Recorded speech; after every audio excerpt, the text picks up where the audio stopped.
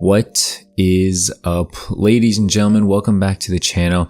Another year has gone by, and like clockwork, I guess, another Call of Duty is about to be released. This video is all about Call of Duty Vanguard, Call of Duty 2021. Should you get it? Is it worth it?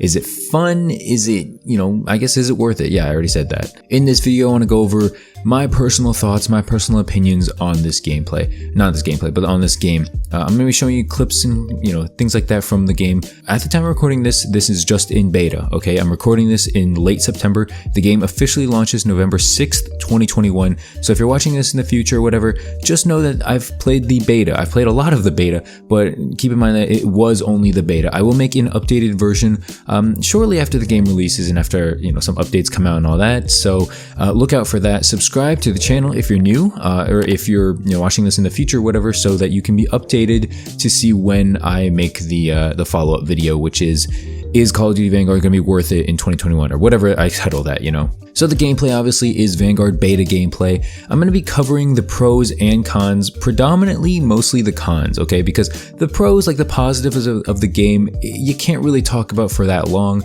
I'm just going to mention what I liked about the game, and honestly, there's not a whole lot. Honestly, this won't be a super negative gameplay video because I do have a lot of negatives, but I overall do kind of like the game. I'm just going to put that out there right now before I get really into it. I do kind of like the game, okay? It's not perfect, it's not flawless, by no means is it flawless, and I'll cover some of the biggest flaws in the cons section. So if you're along for the ride, leave a like, leave some feedback in the comments as well. Let me know what you agree or disagree with, and definitely share your thoughts on the Vanguard beta, and I guess if you're watching this in the future, the Vanguard full game as well. Let me know your thoughts on that. Okay, let's kick it off with the pros. The very first thing that I like is the movement. It feels good in my opinion. It's the same engine as Modern Warfare, so if you like the Modern Warfare engine, you probably will like the Vanguard engine. Some people are meh about it, some people really like it, some people hate it. I think the tac sprint is a little bit different from Modern Warfare to this game. Personally, it hasn't bugged me yet, it hasn't annoyed me yet, so I'm cool with it. It is what it is. So yeah, I personally like the movement. I think it's fine. I think it feels good. Another thing I like is the amount of content. We have plenty of content. We have plenty of maps, guns, kill streaks, field upgrades, attachments. There's a lot of things to do. There's a lot of things to grind for in this game, which I really like. I'm personally kind of a grinder when it comes to Call of Duty. I want to get the completionist camos. I want to hit max level sometimes, at least. So these are the kinds of things I like, and I think Vanguard is going to accommodate me in these aspects. Another thing I like, kind of, is the map so far. So in the beta, we've got to play 4 maps: Eagle's Nest, Hotel Royale, Gavutu, and Red Star. Personally, I really like Hotel Royale and Eagle's Nest. Okay, those are 2 maps that I'm very much on board with. Doesn't matter if it's 6v6 or 10v10 or even higher. Honestly, anything higher than 10v10 on those maps is probably a little too chaotic, but 6v6, I'm fine with those maps. Gavutu is kind of okay, and Red Star is kind of okay. I don't hate either of those maps. I think both of them are a little too big for 6v6, which I'll talk about in the combat pacing section of this video, but I'm okay with them. I don't love them, I don't hate them. They play decent for game modes like 14-14 or 12v12, those kind of modes. I think the Blitz combat pacing, I think that's what it's called. I would not advise playing tactical or 6v6 on these maps. It's a little too slow for me, for my liking, honestly. And the last big thing that I like about this game is the combat pacing, okay? It's just good. It's just nice to be able to play these bigger maps and have more player counts on it, right? If you think back to games like Modern Warfare, where they have huge maps, Azure Cave, Atlas Superstore, Piccadilly, just gigantic maps that don't fit the player size, I don't want to play 6v6. And I know there was like a 10v10 mode back then in Modern Warfare, but you couldn't specifically pick oh, I want to play 10v10 on these maps only. It was a select amount, which I think Vanguard should kind of go with. But anyway, I like the combat pacing. I like that you can kind of narrow down exactly what you want to play, and I think that's going to be good for gameplay. That's actually going to be it about the Vanguard beta as far as pros go, so let's talk about the cons. As you can see, we have a long way to go in this video, so there are going to be a lot of negatives or things that I just think need tweaking in the game. The very first thing that I noticed, and probably the first thing that you're going to notice, is visually it seems to be a downgrade from Modern Warfare. I'm not quite sure why, because it's running on the same engine, but maybe it's because Sledgehammer to Infinity Ward, or vice versa, wherever they kind of messed up or something like that. I don't know. I feel like they messed up something. It's not a huge glaring downgrade, but it's like you can kind of notice some textures aren't loaded in. There's some graphical bugs, and that never really happened in Modern Warfare. But unfortunately, in this beta at least, it seems to be kind of occurring. Along with the graphics, I think visibility is kind of rough. It's hard to spot enemies from super far away, and keep in mind, I'm on a decent PC. It's not like the best, it's not 3080, 3090 or whatever, but it's a decent PC. I'm on a 2070, and I can barely see people sometimes, and if I'm struggling, I can't imagine how console people are going to play, especially last gen console, PlayStation 4, Xbox One, I can't imagine you guys playing this game and, you're probably struggling to just even like load into matches, honestly. Moving on to some more of the gameplay aspects, time to kill is very inconsistent. Okay, the headshot multiplier is super high, leading to a lot of shoot first, die first moments because your opponents might be more accurate, which, I mean, they should be rewarded, but it's also just very frustrating. Putting in a lot of bullets into someone just to get turned on like instantly. Time to kill speaking along the lines of time to kill, it seems like it's a bit low, which leads to a lower skill gap because obviously, if you kind of take the hardcore example, hardcore players, it's whoever sees who first, right? There's no real gunfights in hardcore because the lives are so low or the health is so low. So when you kind of close the skill gap between better players, it feels less like you feel less compensated as a better player, and worse players feel more compensated because they feel like they can get more kills and they feel like they're on the same level as better players simply because they can get the kills because they saw people first. Aim, yes, it does matter still in Call of Duty, but less so when you only have to hit one shot versus 5 shots, let's say. So personally, I would like the time to kill raised a little bit, not too much to the point where you're shooting and getting hit markers all day, because personally, I feel like that sometimes now when I'm using the game or when I'm using a certain gun, I feel like that.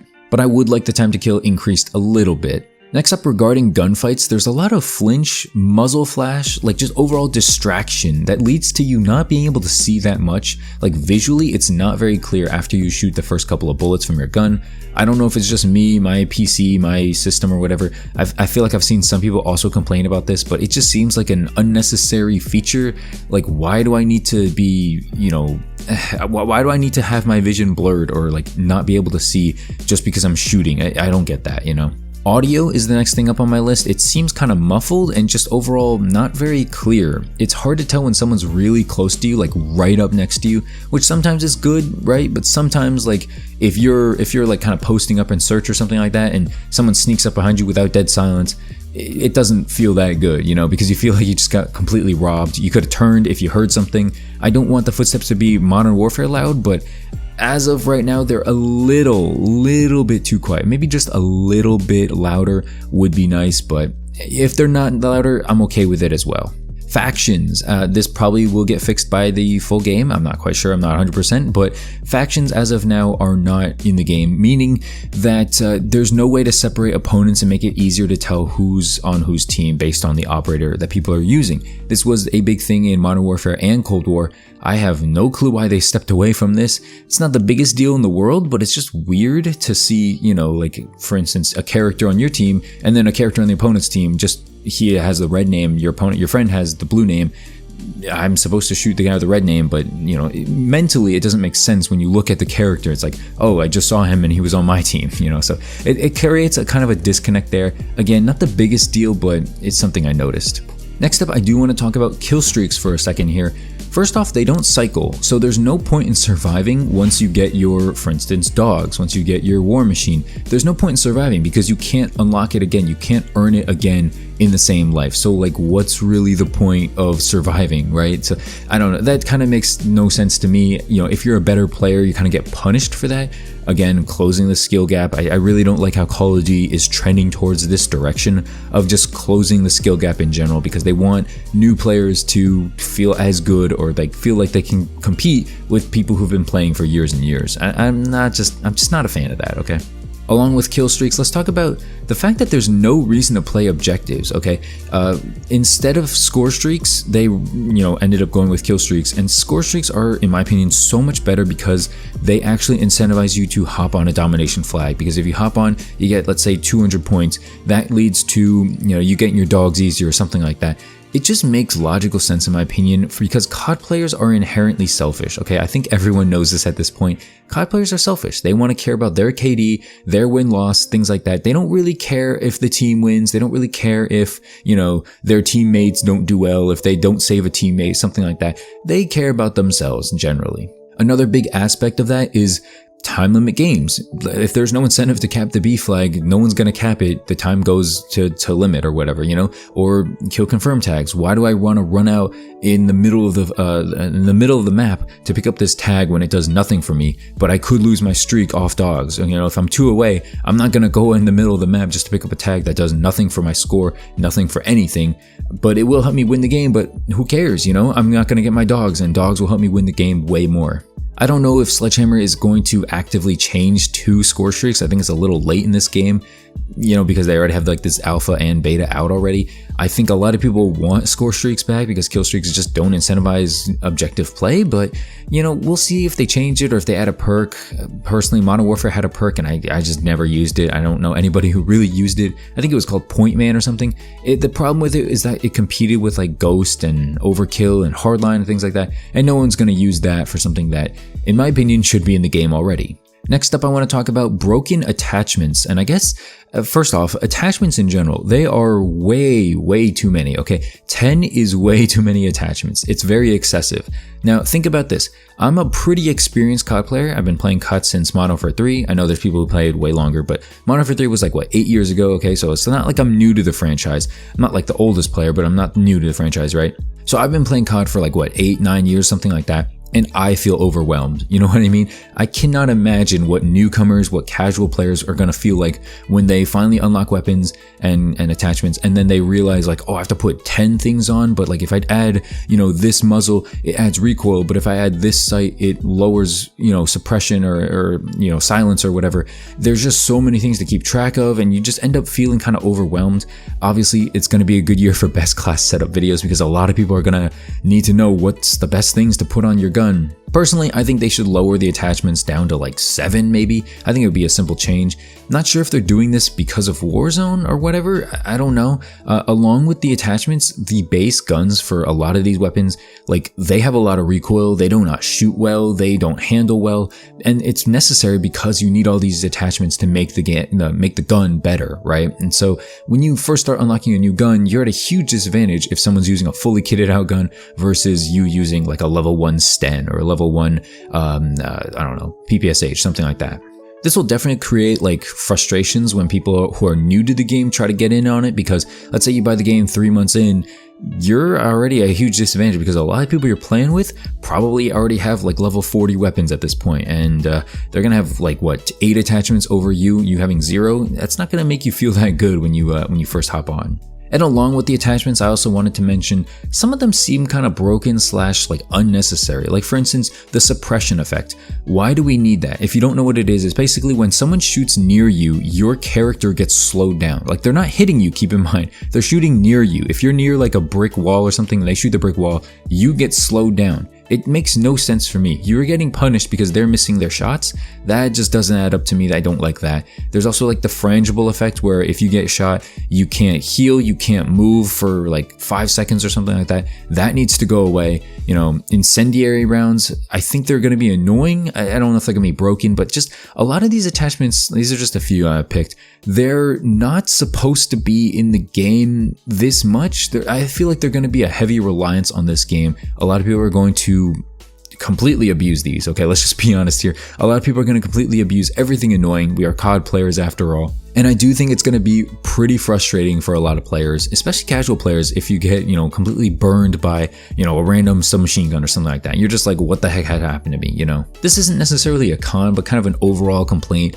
I feel like Vanguard just doesn't have much of an identity. It doesn't feel necessarily like a World War II game, at least right now, right? Keep in mind, it's a beta. We don't have that many guns. We don't have that many maps yet. But as of right now, it just doesn't feel like it's supposed to be in World War II. I don't know if it's the reticles or the announcer or the factions or whatever. It just doesn't feel like it, Modern Warfare felt like a modern game. Cold War honestly didn't really feel like a Cold War game either, so I don't know what they're doing anymore. These past 2 years they kind of struck out, but the last game that I feel like had an identity was probably Call of Duty Modern Warfare 2019. And the last thing I want to talk about, and it's a big thing, is the skill-based matchmaking. It is in this game. It is in the beta. If you're a hater, if you're living under a rock, if you just don't believe me, don't believe anyone on Twitter, well, you're gonna have to believe me because I'm right about this, okay? Skill-based matchmaking is in this game. My first 3 games, I remember I dropped, 2 KDs, 2.5 KDs every single game. I'm not going to say I wasn't trying, but keep in mind, I'm using base weapons, default weapons, not doing super good, right? Nothing amazing, right? I kid you not, my next 7 to 10 matches, I went negative or barely a 1 KD. It just kicks in, you're faced with better players over and over again. Is that the worst thing in the world? Maybe not. You're supposed to get better at the game, that's why you want to play it. But it does become annoying when you want to play casually and you can't, because either your KD's too high, you're playing with people who are way better than you. You just can't play casually anymore. So, if you're a 4 KD player, your 1 KD players can't play with you. They're just going to be miserable and you're probably going to stomp on everyone, honestly. So, the thing is, skill-based matchmaking, it's here to stay, it's going to be, and there's nothing really we can do about it. So it's sad, but it is what it is. If that's something that bothers you about Call of Duty, then I would advise not getting it this year. So I talked a lot about the pros and cons, mostly about the cons. Is Call of Duty Vanguard worth it? That's what you want to know, that's what you stuck around here for. Honestly, it's hard to say, but me personally, I found myself enjoying the beta quite a lot. Okay, I can't lie. I would give the beta like maybe a 6 out of 10 or something like that, just better than average. I had a good amount of fun. It's not like it's a perfect game, like I said. I've listed off a ton of flaws, If people think like I'm just all about the game or whatever, no. Like I listed out like 10 minutes of flaws and like 5 minutes of pros. So it is what it is. I like the game. I think it has room for improvement. I think it will definitely improve over time. I think, by 2022, this time, we won't even recognize it as the same game. I think it'll have way more content. It'll be way more polished, hopefully. And I think the only thing that'll be the same is probably the skill-based matchmaking. So, as long as that doesn't bother you too much, I think we're in for a decent game this year. Probably, I would guess Vanguard's going to be like a 7.5 out of 10 when it's all said and done, out of 10. So that's my thoughts on it. I would recommend getting it right now. It's a little hard to say for sure because we don't have the full game yet, but based on the beta and based on what I like, I would say I enjoy it to the point where I would recommend it to a friend. I've listed out a lot of things that I personally don't like, so if any of those things that I listed bother you or you hate them or whatever, just keep that in mind when you're making that purchase. But anyway, if you enjoyed the video, make sure to leave a like, subscribe if you're new to the channel. I do appreciate it. This was one of my longer videos, but if you did stick around, I really appreciate you, okay? You really help me out in the algorithm, and if you leave a like or hit the bell or whatever, share this video with your friends. Maybe, they'll be able to learn something from it as well. But yeah, thanks so much for watching. Have a great rest of the day, and I will see you in the next video. Peace out.